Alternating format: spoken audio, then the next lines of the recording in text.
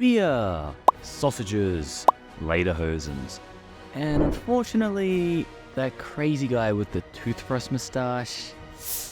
These are things that are normally associated with Germany, but Germany is so much more than that.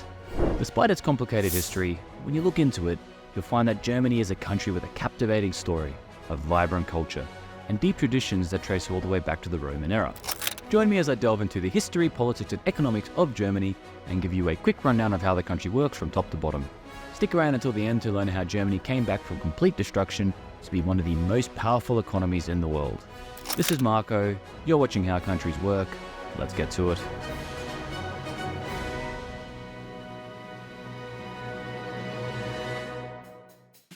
Germany is located in the heart of Central Europe, watered by 9 other countries. Due to its location, it has access to major waterways such as the North Sea and the Baltic Sea, as well as the Rhine, Danube and Oder rivers that form part of its borders. The Romans referred to the land east of the River Rhine, occupied by various tribes, as Germania, from which we get the English name. For much of human history, the concept of a united German nation did not exist.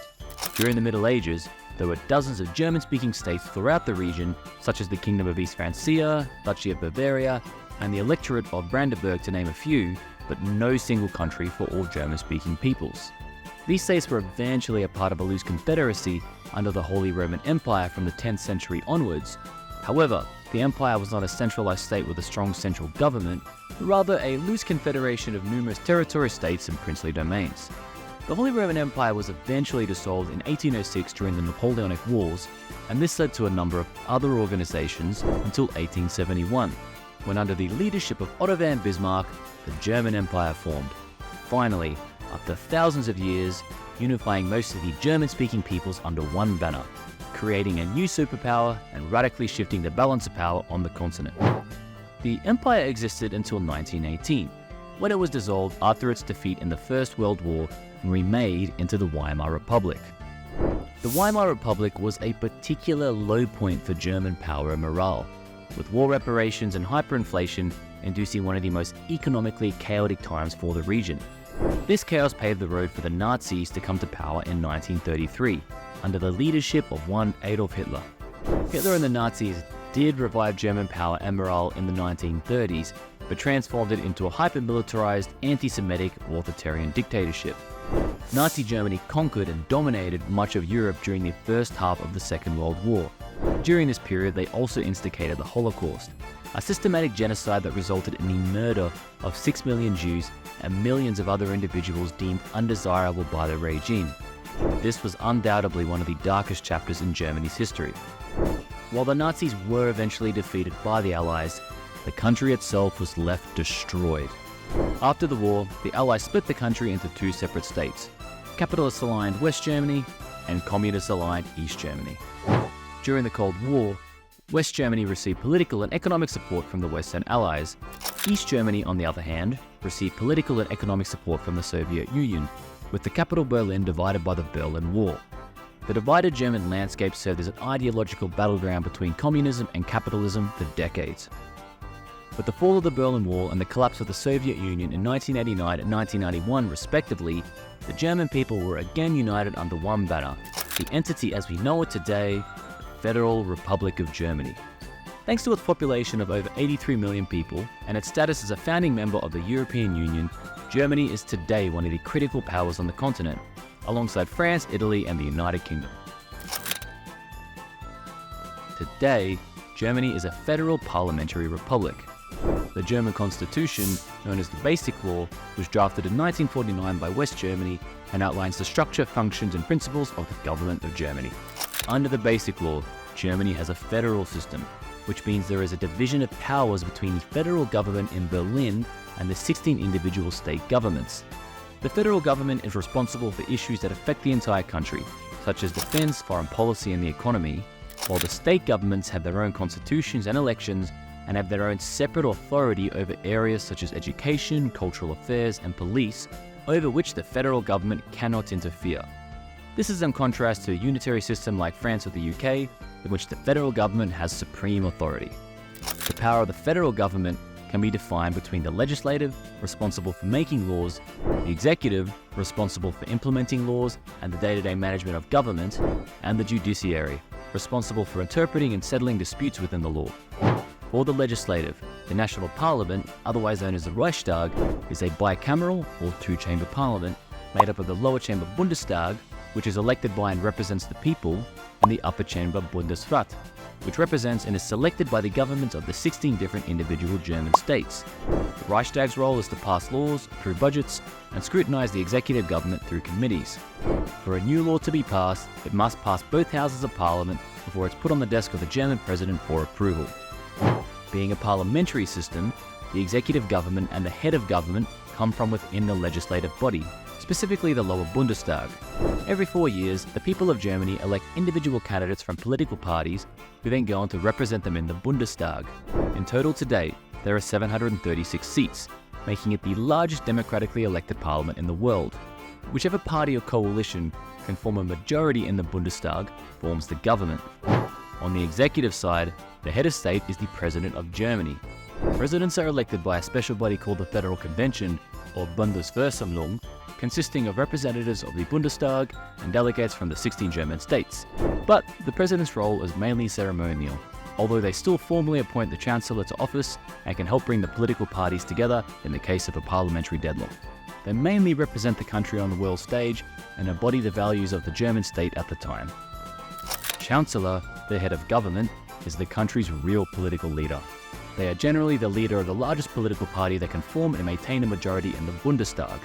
The Chancellor heads the Bundeskabinett, the German cabinet.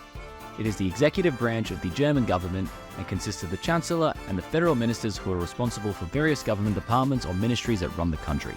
The cabinet is responsible for proposing and implementing government policies, drafting legislation, and managing the day-to-day administration of the country.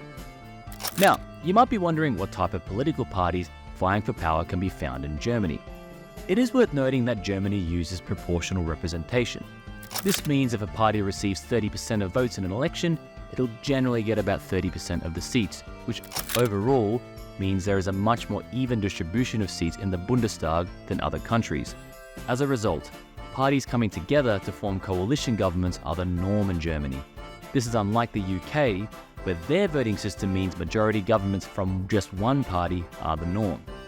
That being said, the two major parties of the German parliament are the conservative Christian CDU-SCU party and the left-wing Social Democratic SPD party.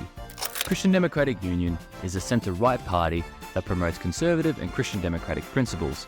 It emphasizes economic liberalism, a social market economy, and values such as family, tradition, and European integration. The Social Democratic Party is a centre-left party that advocates for social democracy. It focuses on social justice, workers' rights, and a strong welfare state. The Greens, Free Democratic Party, Alternative for Germany, and the Left are parties from both the left and right wing of German politics that are much smaller than the two main parties, but yet again because of proportional representation, have a large enough presence to act as kingmakers after general elections. For example, as of June 2023, the current government is headed by Olaf Scholz from the SDP, alongside the Greens and the Free Democrats. The coalition is nicknamed the Traffic Light Coalition because of the red, green, and yellow colours of the respective parties. And finally, the German judicial system is responsible for upholding the law and protecting the rights of citizens in Germany. The court system in Germany is structured in a hierarchical manner, with 5 levels of court, which I'm not even going to try and pronounce, that handle different types of cases. The local courts and the regional courts are the first level of courts and handle civil, criminal, and administrative cases. The higher regional courts are appellate courts that review decisions made by the regional courts. Federal Court of Justice is the highest level for criminal and civil cases and is responsible for ensuring uniform interpretation and application of the law. And finally, the Federal Constitutional Court, spelt like this, is Germany's highest court for constitutional matters. It ensures the constitutionality of laws, having the power to declare them unconstitutional, and resolves disputes relating to constitutional rights. The court system in Germany operates independently of the legislative and executive branches of government to ensure the separation of powers and to protect the rule of law. Germany's rise from a broken country after World War II to one of the most richest and powerful economies on the planet is genuinely astonishing. Its meteoric return is even nicknamed the Miracle on the Rhine River, and today it enjoys a position of significant influence on both the European and global political stages. Germany is the economic powerhouse of Europe and is known for its diverse and robust industrial sector, with major industries including automotive manufacturing, machinery, chemicals, pharmaceuticals, electronics, and renewable energy. German products have become well known worldwide for their high quality. Motor vehicles such as BMW, Volkswagen, and Audi have become staples of top-level German engineering. In 2022, its total GDP was worth $3.83 trillion, making it the fourth largest economy in the world, just behind Japan and head of the United Kingdom. The country follows a social market economy model, which combines elements of both free market capitalism and social welfare. The government provides a comprehensive social welfare system, including healthcare, education, and social security. Furthermore, Germany is one of the dominant participants in the European Union and international trade agreements. It benefits from a strong export-oriented economy, leveraging its position as an economic powerhouse within the EU and maintaining trade relations with global partners. However, the economic problems Germany faces today are similar to the ones faced by its peers: an aging population, labour market reforms, cultural fragmentation from responses to immigration, and the need to adapt to digitalization and automation. Furthermore, the Russian invasion of Ukraine led to a global energy crisis that hit Germany particularly hard due to its reliance on Russian gas. While its size and economic strength make it better positioned than most to deal with upcoming economic tailwinds, it must still be wary of the growing destabilization of both Europe and the world at large. And that's that. That was everything you needed to know about Germany, summed up. If you enjoyed the video, hit the like button. And if you'd like to learn more about how other countries work, subscribe to my channel for more content in the future. Thanks, and until next time.